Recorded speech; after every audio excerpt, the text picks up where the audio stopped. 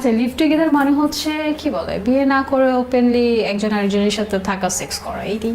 আমার কথা হচ্ছে যে যার কোয়ালিটি থাকবে তাকে নিয়ে কাজ করবে, কিন্তু হ্যাঁ অবভিয়াসলি ডিরেক্টরদের একটা সিলেকশন পছন্দেরও জায়গা থাকে, তাদের পছন্দের জায়গা না থাকলে কেউ কখনো কাউকে নিয়ে কাজ করে না। আর আপনারা যারা যেসব ডিরেক্টররা হচ্ছে আর্টিস্ট সিলেকশন করে, হ্যাঁ আর্টিস্টদের সাথে হচ্ছে তাদের একটা ভালো বন্ধুত্ব সুলভ থাকে, যারা নতুনদেরকে নিয়ে কাজ করে সেদিক দিয়ে হচ্ছে তাদের পছন্দের একটা জায়গা অবশ্যই থাকে, না হলে তাকে কেন নেবে। তাকে নিয়ে হচ্ছে অনেকে বলে যে হ্যাঁ অভিনয় জানে বা সে স্ক্রিন টেস্ট দিয়েছে, দেন হচ্ছে তাকে সিলেকশন করার পর তারপর হচ্ছে তাদেরকে কাজে নেওয়া হয়েছে। কিন্তু আমি অনেক জায়গায় আমি অনেক পরিচিত ডিরেক্টরদেরকেই দেখেছি যে তারা তাদের পছন্দের মডেলস বা আর্টিস্টকে মানে চুজ করে দেন হচ্ছে তাকে 1 সপ্তাহ 2 সপ্তাহ গ্রুমিং করিয়ে তারপর হচ্ছে তাকে স্ক্রিনে নিয়েছে।